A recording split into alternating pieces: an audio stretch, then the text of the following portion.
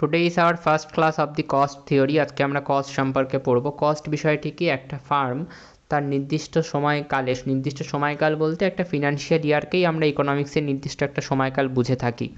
অর্থাৎ ধরো 2023-এর suppose 2023-এর 1 April থেকে 2024-এর 31 মার্চ, রাইট? এই ফিনান্সিয়াল ইয়ারে আমি ধরে নিলাম, একটা গল্প বোঝানোর জন্য আমি বলছি, যে একটা বিস্কিটের কোম্পানি, ধরো ব্রিটানিয়া বা এনিথিং, বিস্কিটের কোম্পানি ব্রিটানিয়া, তারা তাদের বিস্কিট প্রোডাকশানের কারণে, ধরো আমি ধরলাম যে তারা 200 প্যাকেট বিস্কিট বানিয়েছে, 200 প্যাকেট বিস্কিট বানিয়েছে এই টাইম পিরিয়ডের মধ্যে। তারা 200 প্যাকেট বিস্কিট বানিয়েছে। এবার এই 200 প্যাকেট বিস্কিট বানানোর জন্য তাদেরকে তাদের লেবারকে ওয়েজ দিতে হয়েছে। লেবারকে কী দিতে হয়েছে? ওয়েজ। মেশিনের ভাড়া তাদেরকে দিতে হয়েছে, অর্থাৎ ক্যাপিটালকে তাদের কী দিতে হয়েছে? You can say rent. আবার তাদেরকে তাদের ল্যান্ডের জন্য রেন্ট দিতে হয়েছে, রাইট? ল্যান্ড, জমির ভাড়া দিতে হয়েছে, যে জমির উপর প্রোডাকশান আছে। তারপরে তাদের ইলেকট্রিসিটির জন্য একটা কস্টিং গেছে, একটা খরচ হয়েছে। তাদের র মেটেরিয়ালস কিনতে ময়দা, আটা and all that, biscuits and বাদাম যেগুলো লাগে আর কি, সেগুলো কিনতে খরচ হয়েছে। সেই সব খরচ মিলিয়ে যত টাকা হচ্ছে, যত সাম হচ্ছে, যত মানি হচ্ছে, সেই মানিটাকে আমরা বলছি হচ্ছে কস্ট। একটা ফিনান্সিয়াল ইয়ারে একটা কোম্পানি বা একটা ফার্ম বা একটা প্রোডাকশান প্রসেস, তাদের ফ্যাক্টর অফ প্রোডাকশান মানে কোনগুলো? লেবার, ক্যাপিটাল, ল্যান্ড, র material, electricity, power supply, all this thing, এদের সবাইকে যে পেমেন্ট করে, সেই পেমেন্টগুলোকে যখন আমরা যোগ করি, সেটাকে তারপরে আমরা যেটা পাই, দ্যাট ইজ আওয়ার কস্ট। এবং এর মধ্যে কিন্তু ওই কোম্পানি ওই বিস্কিটটা সেল করার জন্য যে অ্যাডভার্টাইজমেন্ট করছে, সেই সমস্ত কিছু ইনক্লুডেড। ওকে, তো ফ্যাক্টর অফ প্রোডাকশান বা একটা প্রোডাকশানে যত ফ্যাক্টর আছে, সেই ফ্যাক্টরগুলোকে যা যা পেমেন্ট করা হয়, সেই সমস্ত ফ্যাক্টরের পেমেন্টকে যোগ করার পরে আমরা যে সামটা পাই, that is our cost. Okay, cost কিসের উপর ডিপেন্ড করে? কস্ট ডিপেন্ড করে আউটপুটের উপর। তুমি আউটপুট যত বাড়াবে, প্রোডাকশান যত বাড়াবে, তত তোমার কস্ট বা খরচা বেশি হবে। যত তুমি কম প্রোডাকশান করবে, তত তোমার খরচা কম হবে, রাইট? আমি যদি 200 প্যাকেট বিস্কিট বানাতে চাই, আমার খরচা যা হবে, আমি যদি 2 লাখ প্যাকেট বিস্কিট বানাতে চাই, আমার খরচা কিন্তু তার থেকে অনেক বেশি হবে, রাইট? তো কস্ট কিসের উপর ডিপেন্ড করছে? আউটপুটের উপর। তাহলে আমি লিখতে পারি কস্ট ডিপেন্ডস অন আউটপুট, মানে cost is a function of output. আউটপুটকে আমি কিউ দিয়ে লিখলাম। Okay, all of this things are done here. Now আমি এখানে কস্টের গল্পর জন্য একটা ভেঙে বলছি। এখানে একটা জিনিস, খুব সিম্পল জিনিস, সেটা হচ্ছে যে দেখো, ধরো আমি একটা কোম্পানি ওপেন করব, রাইট? একটা বিস্কিট ফার্ম ওপেন করব। তো বিস্কিট ফার্ম ওপেন করার জন্য আমি একটা জমি কিনলাম। তো জমিটা কিনতে আমার 200 টাকা খরচ হলো। ওকে, জমিটার উপরে আমি একটা কারখানা বসালাম, জমিটার উপরে কারখানা বসালাম, এবং কারখানাটায় আমাকে মাসে মাসে ওই কারখানাটা ধরলাম আমি, যে কারখানাটা করে নিলাম, ঠিক আছে, কারখানাটা করে নিলাম। এবং বা আমি একটুখানি গল্পটা অন্যরকমভাবে বলি, কেনাকিনির গল্পে যাওয়ার দরকার নেই। ধরো আমি একটা বিস্কিটের কারখানা ওপেন করবো, আমি একটা জমি ভাড়া নিলাম, এবং জমিটার উপরে কারখানা করাই ছিল। তো আমি এই কারখানা জমি দুটোই ভাড়া নিলাম, রেন্টে নিলাম। ওকে, তো এই রেন্ট হিসেবে আমাকে মাসে মাসে কত টাকা দিতে হবে? মাসে মাসে আমাকে জমিটার জন্য 200 টাকা দিতে হবে, এবং এই কারখানাটার রেন্ট হিসেবে আমাকে মাসে 50 টাকা দিতে হবে। ওকে, এবং আমি মেশিনস নিয়ে আসলাম, মেশিনের রেন্ট হিসেবে, মেশিনের ভাড়া হিসেবে আমাকে কত দিতে হবে? মেশিনের ভাড়া হিসেবে ধরো আমাকে দিতে হবে হচ্ছে মাসে 20 টাকা, পার মেশিন 20 টাকা। আমি ধরলাম 2টো মেশিন আছে, তাহলে 40 টাকা আমাকে মাসে মেশিনের ভাড়া দিতে হবে। ওকে, এইবার যেটা বিষয় সেটা হচ্ছে যে এই অবধি তো হলো। এবার আমি আমার কারখানায় কাজ করার জন্য পার্মানেন্টলি কিছু পার্মানেন্ট লেবার নিয়ে এসেছি, কিছু পার্মানেন্ট লেবার মানে এরা সারা জীবন কাজ করবে, এদেরকে আমি বের করব না, এদের সাথে আমি কন্ট্রাক্ট সাইন করেছি যে তোমাদেরকে আমি কাজ থেকে সরাবো না। তো দুজন আমি পার্মানেন্ট লেবার এনেছি, এদেরকে আমি মাসে 30 টাকা করে ভাড়া দিই। এবং একজন আছে আমার, বা আর হ্যাঁ, একজন আছে, সে মানে পার্মানেন্ট না, টেম্পোরারি, তাকে আমি চাইলে ছাড়িয়ে দিতে পারি, ঠিক আছে? তো তাকে আমি মাসে ভাড়া দিই 20 টাকা। ওকে, এ টেম্পোরারি, এরা পার্মানেন্ট, এরা দুজন পার্মানেন্ট। ওকে, এবং ইলেকট্রিসিটির সাপ্লাই হিসেবে আমাকে, মানে ইলেকট্রিসিটি নেওয়ার জন্য আমাকে মাসে মাসে কী দিতে হয়? মাসে মাসে আমাকে ইলেকট্রিসিটির তার, ইলেকট্রিসিটির কানেকশানের জন্য মাসে মাসে আমাকে 40 টাকা দিতে হয়। হলো, এইবার র মেটেরিয়ালস, অর্থাৎ বিস্কিট কেনার জন্য আমার ময়দা, আটা and all that, cashew and all that things লাগবে, সুগার লাগবে। তো এই র ম্যাটেরিয়ালসের খরচা হিসেবে মাসে মাসে হচ্ছে, আমি ধরো এখন এই মুহূর্তে আমি 500 প্যাকেট বিস্কিট বানাবো, তো মাসে মাসে আমার খরচা লাগছে হচ্ছে মাসে মাসে আমার খরচা লাগছে সাপোজ 100 টাকা হলো। এটা কি আমার র ম্যাটেরিয়ালসের খরচা।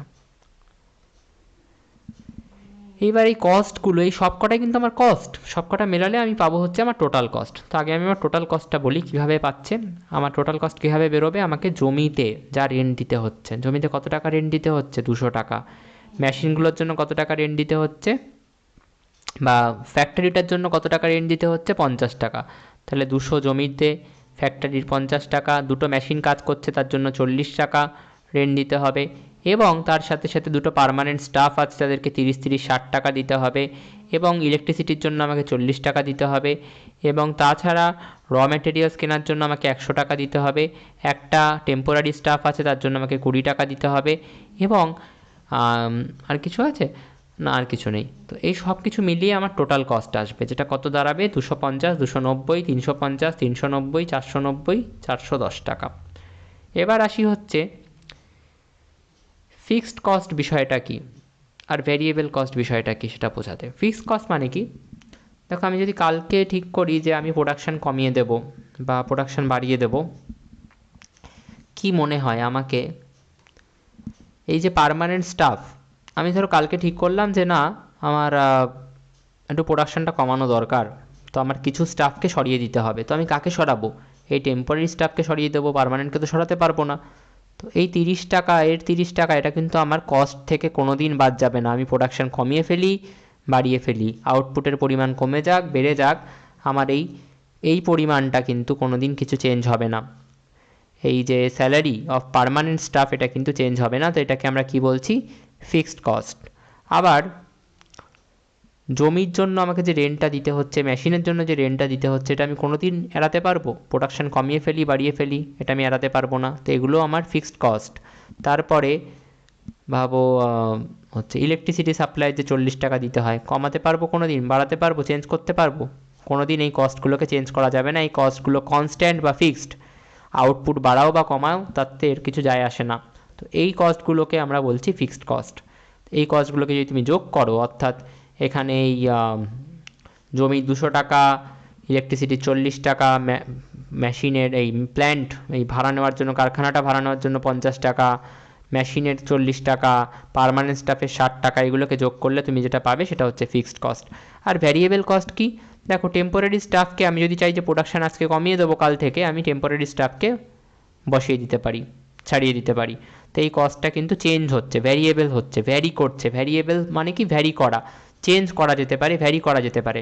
আউটপুট কমিয়ে দিলে এই কস্টগুলোকে কমিয়ে দেওয়া যায়, আউটপুট বাড়িয়ে দিলে এই কস্টগুলোকে কমিয়ে দেওয়া যায়, রাইট। র মেটেরিয়ালস কালকে থেকে যদি ঠিক করি কম প্রোডাকশান করব, তাহলে আর 100 টাকার র মেটেরিয়াল কিনবো নাকি কম কিনবো, কম কিনবো, 50 টাকার কিনবো।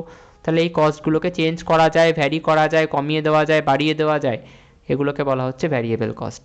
ওকে, সো এই গল্পগুলো আমরা পরে পড়বো, এখানে খুব ইম্পর্টেন্ট এগুলো এটা বোঝা। তাহলে কস্টের থিওরিকে দুটো ভাগে ভাগ করা হয়, traditional theory of cost, modern theory of cost. আমরা এখানে ট্রেডিশনাল থিওরি অফ কস্টই পড়বো। তার মধ্যে দুটো ভাগে আমরা ভাগ করবো, একটা হচ্ছে শর্ট রান, একটা হচ্ছে লং রান। শর্ট রানে 3টে থিওরি আছে, টোটাল কস্ট, অ্যাভারেজ কস্ট আর মার্জিনাল কস্ট। লং রানেও 3টে থিওরি আছে, long run total cost, long run average cost, long run marginal cost. আর শর্ট রানের টোটাল কস্টে আবার দুটো ভাগ আছে, total fixed cost, total variable cost. Total average কস্টেরও 3টে ভাগ আছে, fixed cost, variable cost, marginal কস্টের কোনো ভাগ নেই। Okay, so this is about the entire flow diagram of the cost. Short রানের কস্টের থিওরিগুলো আগে পড়া যাক, তারপরে লং রানের কস্টের থিওরিগুলো আমরা পড়বো। টোটাল কস্ট মানে কি, টোটাল কস্ট মানে হচ্ছে যে একটা প্রোডাকশান প্রসেস বা একটা প্রোডাকশান হাউস বা একটা ফার্ম বা একটা ইন্ডাস্ট্রি, তার একটা নির্দিষ্ট ফিনান্সিয়াল ইয়ার বা টাইম পিরিয়ডে সমস্ত ফ্যাক্টর অফ পেমেন্টকে প্রোডাকশানের মাধ্যমে যত টাকা দিয়ে থাকে তার সাম বা তার টোটালকে বলা হয় টোটাল কস্ট। ওকে, বা আরও ভালোভাবে বলতে গেলে একটা ফার্ম বা একটা প্রোডাকশান প্রসেস তার আউটপুটটা তৈরি করার জন্য যা টাকা খরচা করে, যাবতীয় যত টাকা খরচা করে, সেই টাকাটাকে বলা হয়, সেই টাকার পরিমাণটাকে বলা হয় টোটাল কস্ট। ওকে, এখানে লেখা আছে টোটাল কস্টের মধ্যে কিন্তু ফিক্সড ফ্যাক্টরের উপর যা যা খরচা হয় সেগুলোকেও ধরা হয়, আবার ভ্যারিয়েবল ফ্যাক্টরের উপর যা যা খরচা হয় সেগুলোকেও ধরা হয়। ফিক্সড ফ্যাক্টর মানে কোনগুলো? ফিক্সড ফ্যাক্টর মানে হচ্ছে যেগুলো বললাম, পার্মানেন্ট স্টাফের স্যালারি, জমির রেন্ট, মেশিনের রেন্ট, রাইট, ইলেকট্রিসিটির রেন্ট, এগুলো সব হচ্ছে ফিক্সড ফ্যাক্টর। ভ্যারিয়েবল ফ্যাক্টর কোনটা? ক্যাজুয়াল বা টেম্পোরারি ওয়ার্কারের স্যালারি, তারপরে র মেটেরিয়ালের যে কস্টিং, সেগুলো হচ্ছে ভ্যারিয়েবল ফ্যাক্টর। ওকে, সো হলো, এখানে ব্রাউনিংয়ের একটা ডেফিনেশন দেওয়া আছে, total cost is the some of total fixed cost and total variable cost. ঠিক আছে, টোটাল ফিক্সড কস্ট আর টোটাল ভ্যারিয়েবল কস্টকে যোগ করলে আমরা টোটাল কস্ট পাবো। টোটাল ফিক্সড কস্ট মানে কি? দেখো, কিছু কিছু কস্ট থাকবে যে কস্টগুলো চেঞ্জ হবে না সময়ের সাথে সাথে, আউটপুট বাড়ুক বা কমুক এই কস্টগুলো চেঞ্জ হবে না, সেম থাকে। এই সমস্ত কস্ট যদি আমরা যোগ করে ফেলি, এই সমস্ত ফিক্সড কস্টকে যদি আমরা যোগ করি, তাহলে আমরা পাবো টোটাল ফিক্সড কস্ট। ওকে, যেমন rent, wages of permanent staff, licence fee, etcetera. Okay, total fixed কস্টের একটা এখানে গ্রাফ আঁকা আছে, যেহেতু টোটাল ফিক্সড কস্ট চেঞ্জ হয় না, সেম থাকে, আউটপুট দেখো বাড়ছে বাড়ছে বাড়ছে বাড়ছে বাড়ছে, টোটাল ফিক্সড কস্ট কিন্তু সেমই থাকছে। ওকে, তো তার গ্রাফ এখানে আঁকা আছে, একটা প্যারালাল লাইন, একটা horizontal parallel line to the x Axis. TVC, total variable cost. Variable cost মানে কি? যে কস্টগুলো সময়ের সাথে সাথে চেঞ্জ হয়, বা সময়ের সাথে সাথে বলা ভুল, আউটপুট বাড়ার সাথে সাথে বা আউটপুট চেঞ্জ হওয়ার সাথে সাথে যে সমস্ত কস্ট চেঞ্জ হয় তাদেরকে আমরা বলি টোটাল ভ্যারিয়েবল কস্ট, রাইট। তো আউটপুট চেঞ্জ হওয়ার সাথে সাথে যে সমস্ত কস্ট চেঞ্জ হয়, সেই সমস্ত কস্টকে যদি আমরা যোগ করি, তাহলে যে কস্টটা পাবো that is called total variable cost. যেরকম cost of raw material, wages of casual labour, etcetera. Okay, now total variable কস্টের গ্রাফটা কীরকম দেখতে হয়? এরকম একটা দেখতে গ্রাফ হয়। দেখো, টোটাল ভ্যারিয়েবল কস্ট হচ্ছে 0, 10, 18, 24, 28, 34। গ্রাফটা আঁকলে এরকম হবে, তোমরা পয়েন্টগুলো বসিয়ে বসিয়ে গ্রাফটা দেখবে। প্রথমে 10 বাড়লো, তারপরে 8 বাড়লো, তারপরে বাড়লো 6, তারপরে বাড়লো 4, তারপরে বাড়লো আবার 6, রাইট। তার মানে প্রথমে কী রেটে বাড়ছে? প্রথমে বাড়ছে হচ্ছে ডিমিনিশিং রেট। ডিমিনিশিং রেট কেন? প্রথমে 10 বেড়েছে, তারপর 8 বেড়েছে, তারপর 6 বেড়েছে, তারপর 4 বেড়েছে। তাহলে এই অবধি কী ছিল? ইনক্রিজিং অ্যাট ডিমিনিশিং রেট, বাড়ছে কিন্তু বাড়ার রেটটা কি? ডিমিনিশিং, কমতে কমতে বাড়ছে। কিন্তু তারপরে আবার 4 থেকে 6 বাড়লো, মানে এবার বাড়ছে at increasing rate, increasing at increasing rate, বাড়ার রেটটা, সেই রেটটাও ইনক্রিজিং, রাইট। সেই কারণেই এই অবধি ওটা দেখো, এই অবধি ওটা ইনক্রিজিং অ্যাট ইনক্রিজিং রেট আছে। তারপরে এই পয়েন্টের পর থেকেই ওটা, এই পয়েন্টের পর থেকে অ্যাকচুয়ালি, এই পয়েন্টের পর থেকে কি হয়ে গেল? এই পয়েন্টের পর থেকে ওটা আবার একদম উপরের দিকে এইভাবে ছুটছে, রাইট। উপরের দিকে এইভাবে ছুটছে মানে কি? এটা এবার ইনক্রিজিং অ্যাট ইনক্রিজিং রেট হয়ে গেছে। আর এর আগে অবধি কী ছিল? এর আগে অবধি ওটা ছিল ইনক্রিজিং অ্যাট ডিমিনিশিং রেট, মানে কমতে কমতে বাড়ছে বাড়ছে বাড়ছে, এরপর থেকে একদম উপরের দিকে টানা ছুটলো, রাইট।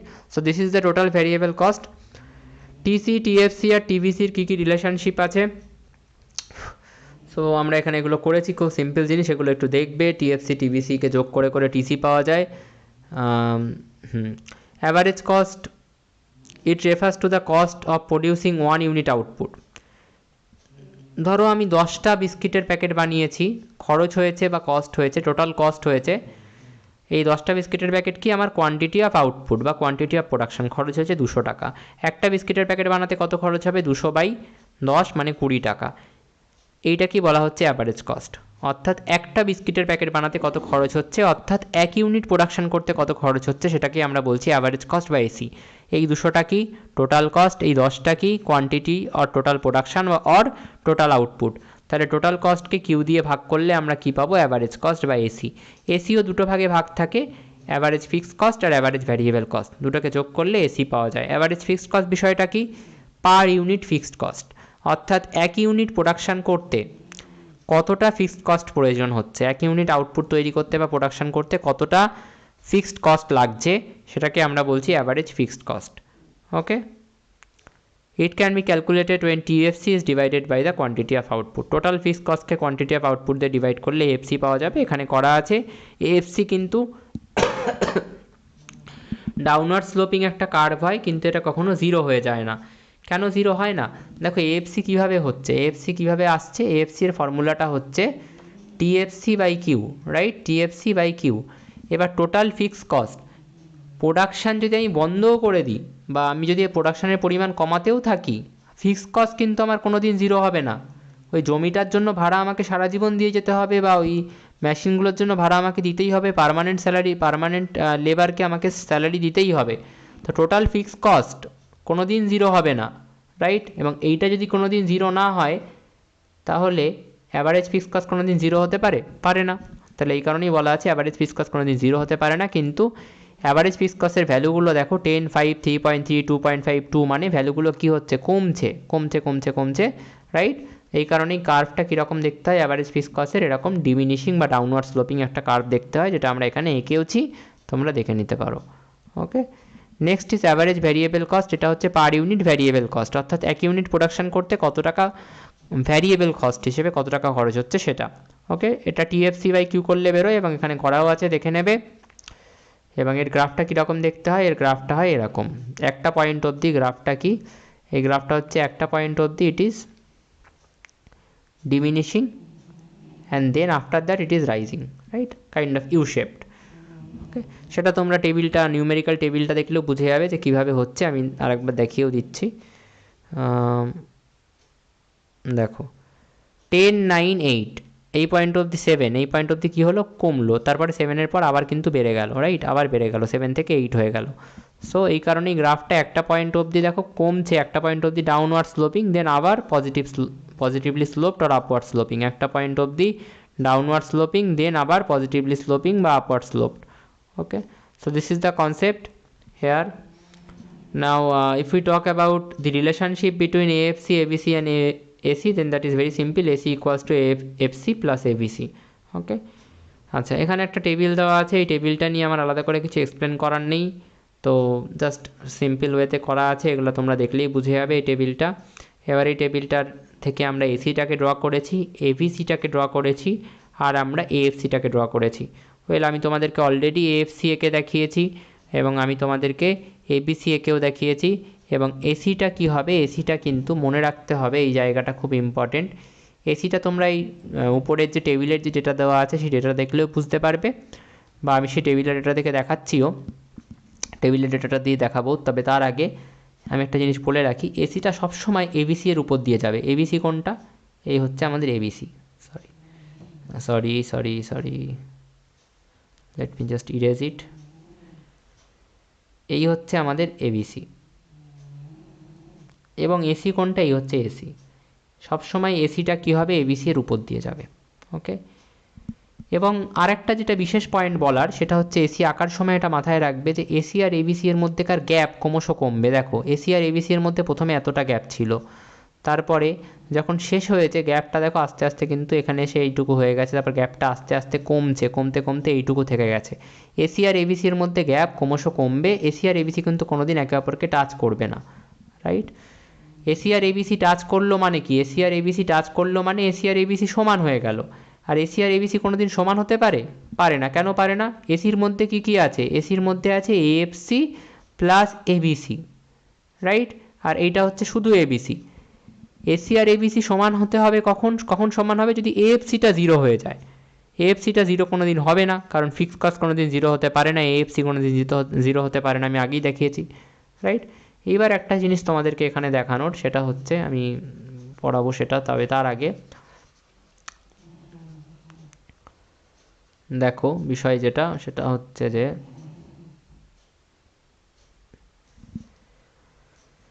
ভালো করে লক্ষ্য করো এসি আর এবিসিটাকে, এবিসি আর এসি। এবিসি 50 থেকে 45 থেকে 40 থেকে 35 থেকে এই অবধি কমলো, 35-এর পর কি হলো, এবিসি কিন্তু আবার বাড়তে শুরু করলো, আবার 35 থেকে কিন্তু ডাইরেক্ট 36, 40, 50 বেড়ে গেল। আর এসির কি হচ্ছে, এসি 150 থেকে 95, 73, 60, 56, 56-র পর গিয়ে বাড়ছে, 56-র পর গিয়ে কি হচ্ছে, 56-র পর গিয়ে কিন্তু বাড়ছে, এই অবধি কমেছে, তারপরে গিয়ে কিন্তু বাড়ছে। তার মানে এবিসিটাকে ভালো করে লক্ষ্য করো, এবিসি একটা পয়েন্ট অবধি কমছে কমছে কমছে কমছে কমছে কমছে, তারপরে বাড়লো। এবিসি কোন পয়েন্টের পরে বেড়ে গেল, এই 35-এর পর গিয়ে বেড়ে গেল। এইটা হচ্ছে আমি ধরে নিলাম লোয়েস্ট পয়েন্ট 35, লোয়েস্ট পয়েন্ট এইটা ধরে নিলাম 35, রাইট? আচ্ছা, আর আউটপুট কত ছিল ওই পয়েন্টে, আউটপুট ছিল হচ্ছে 5, এই হচ্ছে 5 হলো। এইবার চলে আসি এসির কথায়। এসি কখন, এসি কিন্তু 56 অবধি কমেছে, 56-র পর গিয়ে বেড়েছে, মানে এসি 56-ই বেড়েছে। 56টা কোথায়, এখানে 56 হচ্ছে এসির লোয়েস্ট, এবং 56 কতই, 56 হচ্ছে আমি কি ভুল লিখলাম, 35-4-এ ছিল, সরি 35-4-এ ছিল, কিন্তু এটা এবিসির যে 35 ওটা 4-এ ছিল। এবার এসির 56টা কত নম্বর আউটপুটে, 5 নম্বর আউটপুটে, মানে এই হচ্ছে 5। তাহলে এসির লোয়েস্ট পয়েন্ট এখানে, রাইট, এসির লোয়েস্ট পয়েন্ট এখানে। তাহলে এইখান থেকে একটা বিষয় বোঝার, যেটা তোমরা টেবিল দেখেও বুঝতে পারো, গ্রাফ দেখেও বুঝতে পারো, এসির লোয়েস্ট পয়েন্ট আগে আসবে, কার সরি, এবিসির লোয়েস্ট পয়েন্ট আগে এসছে, এবিসির লোয়েস্ট পয়েন্ট কি 35, সেটা আগে এসছে, 4 নম্বর আউটপুটেই চলে এসছে। আর এসির লোয়েস্ট পয়েন্ট কি 56, কবে এসছে, পরে এসছে, 5 নম্বর আউটপুটের এসছে। তাহলে কার লোয়েস্ট পয়েন্ট আগে আসছে, এবিসির লোয়েস্ট পয়েন্ট আগে আসছে, এসির লোয়েস্ট পয়েন্ট পরে আসছে।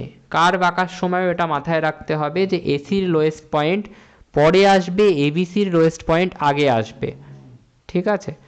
তো এবার জাস্ট কার্ভের রেসপেক্টে এটা দেখিয়েও দিলাম। এই যে পয়েন্টটা, দাঁড়াও আমি একটুখানি ঠিক করে এঁকে দিই এটাকে, হ্যাঁ, এই পয়েন্টটা হচ্ছে আমাদের, এই পয়েন্টটা হচ্ছে দাগ দিয়ে দেখিয়ে দিলাম, এ নাম দিলাম, এই পয়েন্টটা হচ্ছে এসির লোয়েস্ট পয়েন্ট। আর এবিসির লোয়েস্ট পয়েন্ট কোনটা, এবিসির লোয়েস্ট পয়েন্ট হচ্ছে এইটা, রাইট। এই বি পয়েন্টটা হচ্ছে এবিসির লোয়েস্ট পয়েন্ট, আর এ পয়েন্টটা এসির লোয়েস্ট পয়েন্ট। কার লোয়েস্ট পয়েন্ট আগে আসছে, এবিসির, কার লোয়েস্ট পয়েন্ট পরে আসছে, এসির। ওকে, এই যে lowest point of AC curve, যেটা হচ্ছে বি, বি হচ্ছে এসি কার্ভের লোয়েস্ট পয়েন্ট। আর এবিসি কার্ভের লোয়েস্ট পয়েন্ট কোনটা, এ, কোথায় আছে, এ, এই যে এ, এই যে বি। ওকে, বিটা রাইটে আছে এর, রাইট, বিটা অবভিয়াসলি এর রাইটে আছে, হলো বিটা এর রাইটে আছে, এর মানে কি, এর মানে এটাই যে এবিসি কার্ভের লোয়েস্ট পয়েন্ট আগে এসছে, এসি কার্ভের লোয়েস্ট পয়েন্ট পরে এসছে।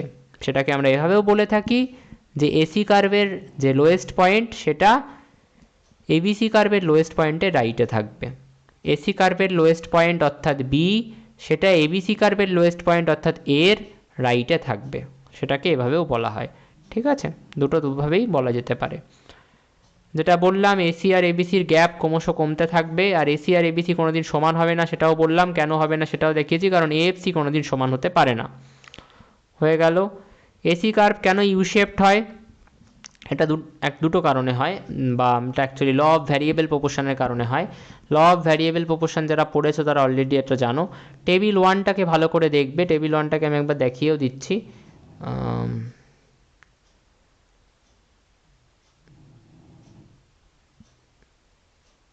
এই হচ্ছে টেবিল 1, আমি এটাকে একটু মুছে দিই।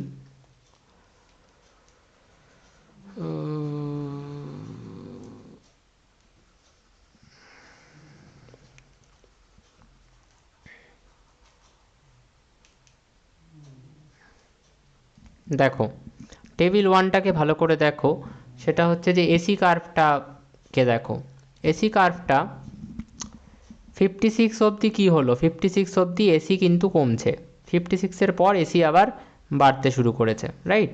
56 থেকে 56.67 হয়েছে, 64 হয়েছে। তাহলে 56 অবধি আমি কি বলতে পারি, যেই আউটপুট বেড়েছে, কোয়ান্টিটি অফ প্রোডাকশান বেড়েছে, টোটাল প্রোডাকশান বেড়েছে, এসি ফল করেছে। এটাকে কি ল বলে, এটাকে বলে হচ্ছে law of diminishing cost, diminishing cost, হ্যাঁ, ল অফ ডিমিনিশিং কস্ট, আমি প্রবলি ঠিক বলছি কি না, হ্যাঁ, law of diminishing cost, absolutely right, this is called law of diminishing cost. Law of diminishing cost কেন বলে, কারণ যতই আউটপুট বাড়ছে আমাদের অ্যাভারেজ কস্টটা কমছে, রাইট। এবং আমরা যখন প্রোডাকশনের চ্যাপ্টার পড়েছিলাম তখন আমরা এই জিনিসটা আরেকবার পড়েছিলাম, যা আমাদের আশা করি তোমাদের মনে আছে, law of increasing returns to a ফ্যাক্টরে পড়েছিলাম।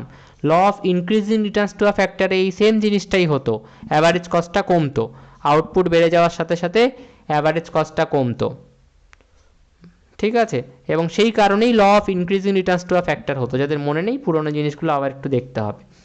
তাহলে law of increasing returns to scale বলতে পারি, ইনক্রিজিং রিটার্নস টু ফ্যাক্টর বলতে পারি এই জিনিসটাকেই আমরা, রাইট। তো সেটাই এখানে লেখা আছে। 56 অবধি কী হচ্ছে, ল অফ ডিমিনিশিং কস্ট ঘটছে, বা এটাকে আমরা বলতে পারি law of increasing returns to a factor, প্রোডাকশনের সাথে রিলেটেড। আবার 56-এর পর থেকে অ্যাভারেজ কস্ট বাড়ছে, আউটপুট বা প্রোডাকশনের সাথে সাথে অ্যাভারেজ কস্ট কী হচ্ছে, বাড়ছে। এটাকে বলা হয় law of increasing returns, increasing cost. আবার এই জিনিসটাকেই বলা হয় হচ্ছে এই আউটপুট বেড়ে যাওয়ার সাথে সাথে অ্যাভারেজ কস্ট বাড়া, যেটা এর ফলে কি হয়, এর ফলে ওই প্রোডাকশানের সাথে লিঙ্ক করলে, যখন তোমরা প্রোডাকশান পড়েছো, যারা প্রোডাকশান ঠিক করে পড়েছো তাদের কাছে এটা সমস্যা লাগবে না, নাহলে প্রোডাকশানটা একবার দেখবে, ওই ইনক্রিজিং রিটার্নস টু আ ফ্যাক্টরের জায়গাটা ভালো করে দেখবে। তো এর ফলে কি হয়, যখন এই কোয়ান্টিটি বা আউটপুট বা প্রোডাকশানটা বাড়ে, তার ফলে অ্যাভারেজ কস্টও বাড়ে, তখন আলটিমেটলি কি হয়, তখন আলটিমেটলি লেবার বা ক্যাপিটাল যদি আমরা বাড়াতে থাকি, আউটপুট আর আগের মতো বাড়ে না। এটাকে বলা হয় diminishing returns to a factor, law of diminishing returns to a factor. তাহলে অ্যাভারেজ কস্টের যে টেবিলটা, সেই টেবিলটা থেকে আমরা দুটো জিনিস লক্ষ্য করতে পারলাম। কী কী দুটো জিনিস লক্ষ্য করতে পারলাম? প্রথম জিনিসটা হচ্ছে যে 56 অবধি ল অফ, আমি কস্টের লটা আর বলছি না, ল অফ ডিমিনিশিং কস্ট ওটা আর বলছি না, 56 অবধি আমরা দেখতে পাচ্ছি law of increasing returns to a factor. 56-এর পর থেকে আমরা দেখতে পাচ্ছি ল অফ ডিক্রিজিং বা diminishing returns to a factor, right. এবং তার মানে অ্যাভারেজ কস্টের মধ্যে এই দুটো জিনিসই রয়েছে, law of increasing returns to a ফ্যাক্টরও রয়েছে, law of decreasing returns to a ফ্যাক্টরও রয়েছে। এবং এই দুটো জিনিস যখন মিলে যায়, তখন আমরা সেটাকে কী বলি, ল অফ ভ্যারিয়েবল প্রপোর্শন। আশা করি যারা পড়েছো মনে আছে প্রোডাকশানে। তাহলে ল অফ ভ্যারিয়েবল প্রপোর্শনের কারণেই কিন্তু আমাদের একমাত্র আমরা দেখতে পাচ্ছি যে আমাদের অ্যাভারেজ কস্টের কার্ভটা ইউ শেপড হচ্ছে। কেন ইউ শেপড হলো, দেখো এই পয়েন্ট অবধি, লোয়েস্ট পয়েন্ট অবধি কী হচ্ছে, অ্যাভারেজ কস্ট কমছে, অ্যাভারেজ কস্ট কমছে, অ্যাভারেজ কস্ট কমছে, অ্যাভারেজ কস্ট যেই আউটপুট বাড়ছে অ্যাভারেজ কস্ট কমছে। এটাকেই কি বলা হচ্ছে, ল অফ ডিমিনিশিং কস্ট, এবং এটাকেই বলা হচ্ছে law of increasing returns to a factor. আবার এই পয়েন্ট, লোয়েস্ট পয়েন্টের পর থেকে যেই আবার আমাদের অ্যাভারেজ কস্ট বাড়ছে, যেই আউটপুট বাড়ছে অ্যাভারেজ কস্ট বাড়ছে, এটাকে বলা হচ্ছে ল অফ ইনক্রিজিং কস্ট, এবং এটাকেই বলা হচ্ছে law of diminishing returns to a factor বা decreasing returns to a factor. তো এই যে দুটো এই দুটো লকেই আমরা হাইড করব অ্যান্সারটাকে এক্সপ্লেন করার জন্য। একটা হচ্ছে law of increasing returns to a factor, একটা হচ্ছে law of decreasing returns to a factor. এই দুটো ল মিলিত হয়ে যাওয়ার কারণেই কিন্তু আমাদের অ্যাভারেজ কস্ট কার্ভটা প্রথমে নিচের দিকে আসে, ডাউনওয়ার্ড স্লোপিং হয়, তারপর আবার উপরের দিকে উঠে যায় এবং ইউ শেপড হয়। তাহলে law of increasing returns to a factor plus law of decreasing returns to a factor, অর্থাৎ এই দুটো ল মিলে কি হয় আমরা পড়েছি তো, ল অফ ভ্যারিয়েবল প্রপোর্শন। সেই ল অফ ভ্যারিয়েবল প্রপোর্শনের কারণেই কিন্তু আমাদের অ্যাভারেজ কস্টের যে কার্ভটা সেটা ইউ শেপড হয়। ঠিক আছে, হয়ে গেল। নেক্সট হচ্ছে মার্জিনাল কস্ট। মার্জিনাল কস্ট কাকে বলে? মার্জিনাল কস্ট হচ্ছে আমাদের টোটাল কস্টে কতটা চেঞ্জ হচ্ছে। এক ইউনিট যদি আউটপুট বেড়ে যায় তাহলে টোটাল কস্টে কতটা চেঞ্জ হয়। ফার্গুসন মার্জিনাল কস্টের একটা সুন্দর ডেফিনেশন দিয়েছে, যেটা পড়ে নেবে। দেখো, এক ইউনিট আউটপুট বাড়লো, টোটাল কস্ট 10 থেকে 18 হলো, কতটা চেঞ্জ হলো? 8। তাহলে মার্জিনাল কস্ট কত? 8। এইভাবে মার্জিনাল কস্ট আমরা দেখতে পারি, এটাও ইউ শেপড হয়। ওকে, এবং এটা ইউ শেপড হওয়ার তোমরা দেখতেই পারো এখানে কি হচ্ছে, মার্জিনাল কস্ট যেই আউটপুট বাড়ছে 4 অবধি কী হচ্ছে, মার্জিনাল কস্টও কমছে, তারপরে আবার কিন্তু মার্জিনাল কস্ট বেড়ে গেল। তো একটা পয়েন্ট অবধি মার্জিনাল কস্ট কমতে থাকে, তারপর লোয়েস্টে পৌঁছানোর পর থেকে আবার মার্জিনাল কস্ট বেড়ে যায়। এই কারণে মার্জিনাল কস্টও কিন্তু ইউ শেপড হয়। ঠিক আছে, হলো। মার্জিনাল কস্ট ইউ শেপড কেন হয়? মার্জিনাল কস্ট ইউ শেপড হওয়ার কারণ হচ্ছে, মার্জিনাল কস্ট মানে কি, টোটাল কস্ট কীভাবে চেঞ্জ হচ্ছে, টোটাল কস্টে কতটা চেঞ্জ হচ্ছে, আউটপুট চেঞ্জ হওয়ায় টোটাল কস্টে কতটা চেঞ্জ হচ্ছে। আচ্ছা দেখো,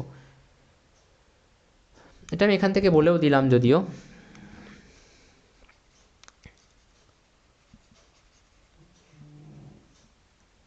টোটাল কস্টে কীভাবে চেঞ্জ হচ্ছে, টোটাল কস্ট আউটপুট যেই বাড়ছে 1 থেকে 2 হলো, টোটাল কস্ট 8 বাড়লো, তারপরে টোটাল কস্ট 6 বাড়লো, তারপরে টোটাল কস্ট কতটা বাড়লো 4, রাইট, তারপরে টোটাল কস্ট আবার কতটা বাড়লো 6। তাহলে টোটাল কস্টের যে চেঞ্জ হওয়াটা প্রথমে কী রেটে হচ্ছিল, প্রথমে আগের থেকে কম চেঞ্জ হচ্ছিল, ডিমিনিশিং। প্রথমে টোটাল কস্ট কীভাবে চেঞ্জ হচ্ছে, মার্জিনাল কস্ট কী বলে আমাদেরকে, যে টোটাল কস্ট কীভাবে চেঞ্জ হচ্ছে সেটাই আমাদেরকে বলে মার্জিনাল কস্ট।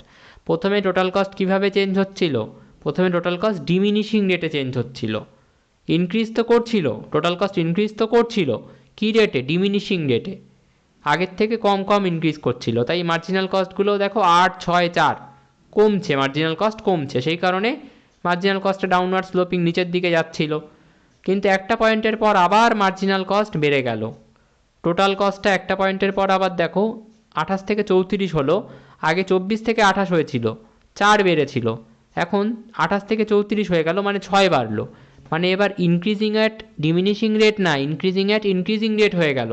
তো টোটাল কস্ট যেই ইনক্রিজিং অ্যাট ইনক্রিজিং রেট হয়ে গেল, মার্জিনাল কস্টও কিন্তু আগের থেকে বেড়ে গেল, এবং সেই কারণে মার্জিনাল কস্ট আবার উপরের দিকে ছুটলো, এবং আমরা দেখতে পাচ্ছি এইভাবেই মার্জিনাল কস্টটা কিন্তু ইউ শেপড হচ্ছে।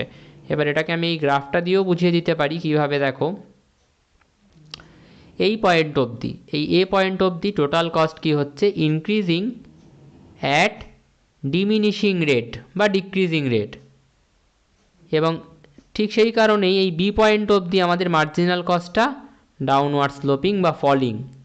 কিন্তু এ পয়েন্টের পর থেকে টোটাল কস্ট কি, increasing at increasing rate, increasing at increasing rate, তাই আমাদের মার্জিনাল কস্টও উপরের দিকে রাইজ করে গেল, এবং এইভাবেই মার্জিনাল কস্টের কার্ভটা ইউ শেপড হলো। ওকে, লেখা আছে এগুলো, এখানে পড়ে নিতে পারো। ওকে, কস্টের নেক্সট ক্লাসে আমরা এরপর থেকে এখান থেকে করব।